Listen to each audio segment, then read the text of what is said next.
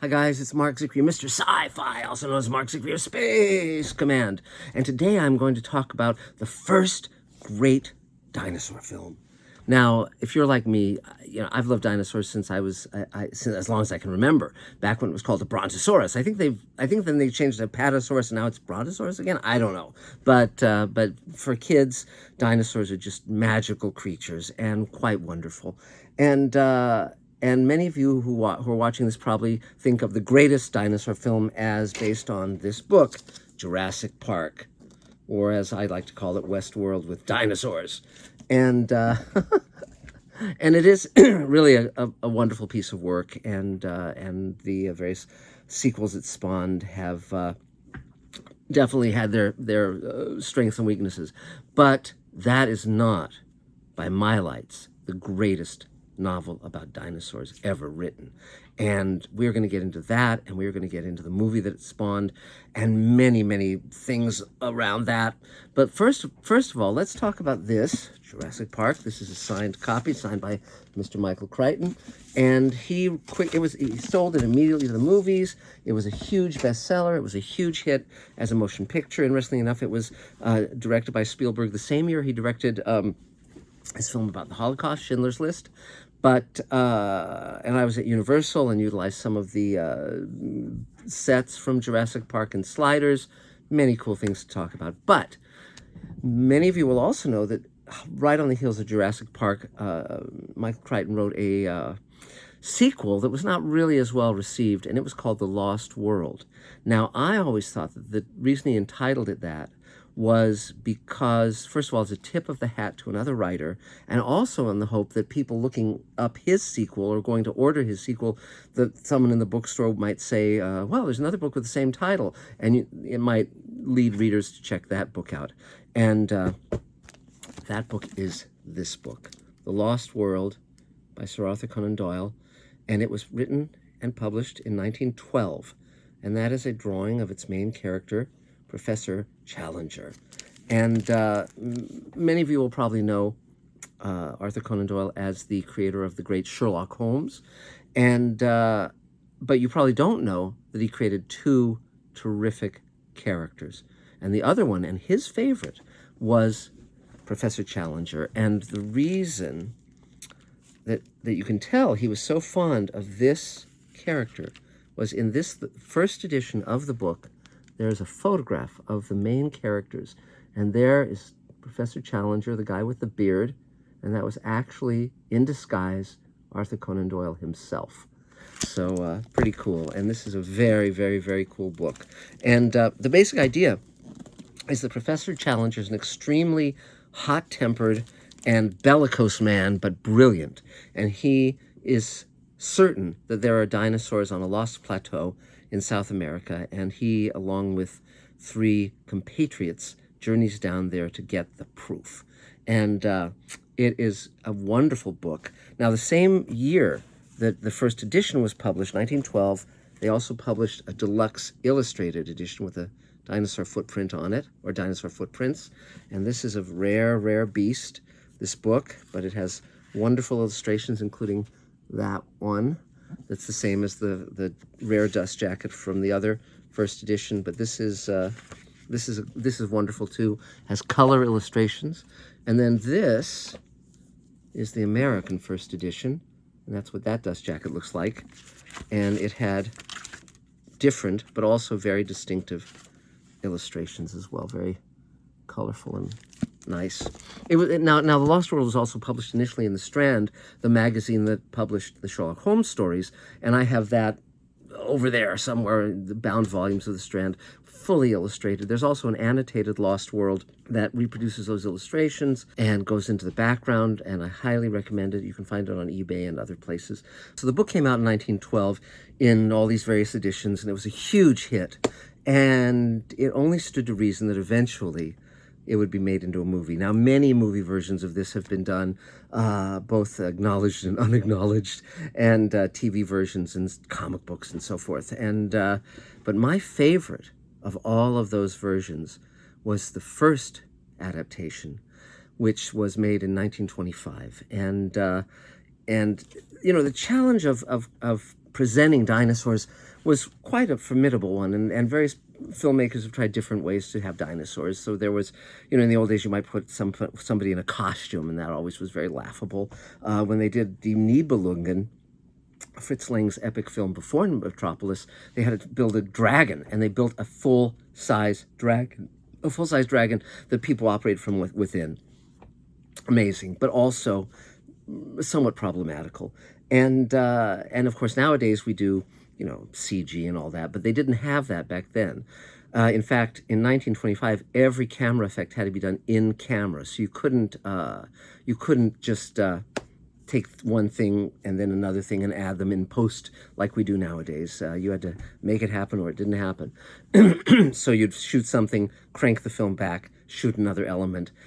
It was very, very challenging. So, 1925, and they start shooting The Lost World. Now, Conan Doyle, who believed in various things such as he believed in the afterlife and spiritualism, and even believed for a time in fairies. He and Harry Houdini were friends, but also at loggerheads over whether spiritualism was real or not. And so sort of as kind of like a way, kind of like, getting his own back a little bit, Arthur Conan Doyle went and had some footage that he showed to Harry Houdini and a group of other people, magicians and so forth, and he said, I'm going to show you something, and you will not be able to explain how this was done.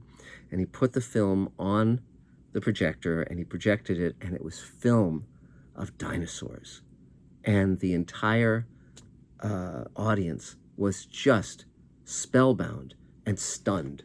And in fact, the newspapers that wrote about this at the time said, could it be that Arthur Conan Doyle has found real dinosaurs? Now, Conan Doyle was a little alarmed at that. He didn't want this to get out of hand. So he explained that no, it wasn't real dinosaurs, that they were making a movie of the Lost World, and this was movie magic. And then off they went. So the guy who did the dinosaurs in this silent version of Lost World, well, first of all, let me tell you, when I was growing up, I heard about this movie, but it was virtually impossible to find. This is before home video, etc. And finally, there was a theater near me called the Silent Movie Theater. Sadly, it no longer exists, but it showed rare silent movies. And at one point, around maybe 1975, 76, they announced they were going to screen the silent version of The Lost World. And so my friend Michael Reeves and I, Michael Reeves, who I did a remembrance of on a few Mr. Sci-Fis ago, my dear friend Michael Reeves, he and I went to the silent movie theater, and it was wonderful to see this movie on a big screen, and unforgettable. And now, of course, it's on home video. Now, of course, you can watch it, and if the powers that be allow it, I'm going to show the entire movie to you here. But we'll talk about this film for a moment or two, about the cast, about how the dinosaurs were done. The dinosaurs are amazing. I think this is a terrific film and has great things in it. And there was a brilliant, brilliant stop-motion animator named Willis O'Brien. And he had done some short films before this. He had done little bits and pieces. He would design and sculpt his own dinosaur models. They would have an armature, a metal armature inside that he could move a frame at a time. And then when you shoot the movement a frame at a time, and then when you screened it, it would be animated so that it would give the illusion of living creatures. And O'Brien had a great eye for naturalistic movement, behaviors that seemed very real for animals. He had his animals breathe and bleed, and he combined them through the technology that was available then with live actors, with full-size actors. And these tabletop models were about this high, but they would look amazing on screen. They would look gigantic on screen, and it was just phenomenal. And he would basically sculpt it, make a mold, then cast it in, like, he'd pad out the armature with like padding foam or foam rubber, whatever he had, and then cover it with latex, and it was just brilliant. And the next movie that he would make using these techniques to an even greater area of refinement, a greater level of skill, was the masterpiece King Kong, made in 1933. for that, they actually created the optical printer where you could combine film in post-production. But in Lost World, no, it's all done in camera, all done in camera. Stop motion combined with live action. And it's just breathtaking. And they made several changes to the storyline, but they basically maintained fidelity to the story. But one thing they did was, at the end of the novel, Professor Challenger takes back a pterodactyl to prove that these creatures are real, and it gets out of its cage and it flies around and then vanishes into the mists of London and is gone. But of course that didn't seem big enough for the filmmakers of the movie, so they instead had him take back a brontosaurus, which rampages through London. And of course this was, again, a great template for King Kong in 33, where Kong rampages throughout New York. And in this, it's a lost plateau in South America. Of course, in King Kong, it's Skull Island, but it's basically the same magic. And in the book, the four who go on this adventure: Professor Challenger, Lord Summerlee, who's a rather stiff upper lip, kind of rod up his ass, British skeptical scientist who doesn't believe in Challenger's claims. Then there's Lord John Roxton, who's an aristocrat and a big game hunter. And then finally there's a reporter, Edward Malone, who is out to prove himself to a girl he's in love with. So that was, and they're wonderful and distinctive characters, unforgettable, just first rate. And read the novel or listen to the audio recordings of the novel. You will be well served. But in the movie, so all four of those characters are represented, but they also added a girl who is the daughter of Maple White, who initially discovered this lost land. And in the novel, he dies before Challenger has a chance to prove Maple White's claims, but he gets Maple White's sketchbook and has drawings of dinosaurs. In the movie, Maple White is missing, and his daughter goes in search of him. And so they put a girl in it, like, in so many science fiction and fantasy films of earlier days. But, and of course, beyond the brilliant work in King Kong that would hugely inspire Ray Bradbury and Ray Harryhausen. Harryhausen, of course, would go on to work with Willis O'Brien on Mighty Joe Young, and then create a body of work of his own that stands to this day. If you've never seen a Harryhausen film, definitely go out and rent Jason and the Argonauts and The Seventh Voyage of Sinbad, and on and on and on. Just wonderful films, magical, in the same way that Willis O'Brien's work is magical. So now, of course, if you were going to publish a photo novel, publish a copy in 1925, publish a version of The Lost World that would have Conan Doyle's book, but also photos from this amazing film with dinosaurs moving, Stegosauruses and Tyrannosaurus Rexes, and on and on and on. What would you choose to illustrate on the cover? Well, of course, you would do this. Have two of the stars in one of the more boring covers I've ever seen. But to be fair, in the frontispiece, they have dinosaurs. And it is incredibly exciting. And also, if you look there closely, there's two of the characters, Challenger and Professor Summerlee, observing this. So another rarity and another great copy. Now, so let's talk a little bit about the movie now and the cast. Again, the novel was written in 1912. The movie was shot in 1925 and released in 1925. For many years, various pieces were missing. They've reconstructed it. It's great. It's great. The perfect actor to play Challenger. Now, Challenger is short, with a huge torso and big beard, and Conan Doyle says he looks like an Assyrian bull, and he's brilliant and incredibly temperamental and angers incredibly quickly, but he's also got a good heart, and he's a loyal friend and a very brave man. So the perfect actor to cast as Challenger, who had that same blustery quality and that same dynamism, was Wallace Beery. Now, Wallace Beery was one of the actors who brilliantly made the transition from silent films to talkies. And in fact, he's best known today for the talking films he made, Min and Bill with Marie Dressler, and The Champ with a child Jackie Cooper. He actually won the Oscar for The Champ. He was also In Treasure Island as Long John Silver, in Grand Hotel, terrific in that movie as well, with Greta Garbo, and he was apparently not a very great guy in person, not a wonderful man to know based on what people have written about him subsequently, but he was a terrific actor, and in fact, in his contract with MGM, he insisted that he always be paid $1 more than the highest salary of their contract players. So for a time in the 30s, he was the highest paid actor in the world. And but he just definitely brought it, and he was as good in talkies as he was in silent films. But his Challenger, he's just perfect. And playing the female love interest, Maple White's daughter, is Bessie Love, who, interestingly enough, started in films with D.W. Griffith, and ended working in such films as Ragtime Reds, The Hunger in the 80s, and so she had a very long career from the dawn of cinema to the 1980s, and although she was no longer a star through most of her career, when she did Lost World, she was a movie star. And then playing Lord John Roxton is Lewis Stone. Now, he's best known as playing the father of Andy Hardy in the Andy Hardy films. He played Judge Hardy, but he was also in Grand Hotel with Wallace Beery, and in Queen Christina. Both Grand Hotel and Queen Christina starred Greta Garbo. So he had a very illustrious career and was always very distinctive. And for Edward Malone, there's a lesser-known actor named Lloyd Hughes, but he had a long career. He was in many, many movies, usually not starring vehicles, not big movies, but he had a long and successful career, and was well known. And finally, there's an ape man in this movie. Now, in the book, there's a whole tribe of ape men, of the missing link between ape and man, and they're very distinctive. And one of them, in fact, looks like Professor Challenger, looks like a simian version of Professor Challenger, which is played to great effect.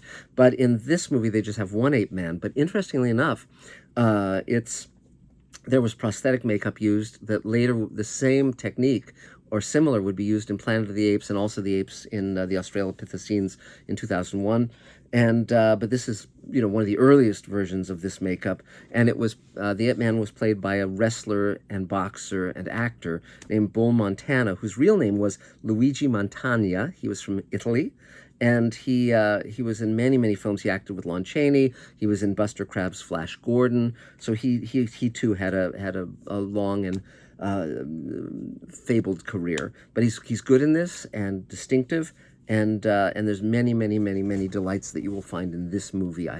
And so the other thing I can say is some people complain about the fact that this version has different colors at various points, and they think that might be something the fans stuck on it in recent times. But this is not the case. Back in the days of silent film, of course, they were shot in black and white, but there were many attempts to find a way to simulate color and to make it more real. And in some cases, frames were painted frame by frame, with different colors. If you look at some of the films of Georges Méliès, including A Trip to the Moon, there is a version that's hand painted astonishingly, incredible. I mean, when you think of a 35 millimeter film frame, it's like this. So someone painting it and then going to the next one and the next one, thousands of frames.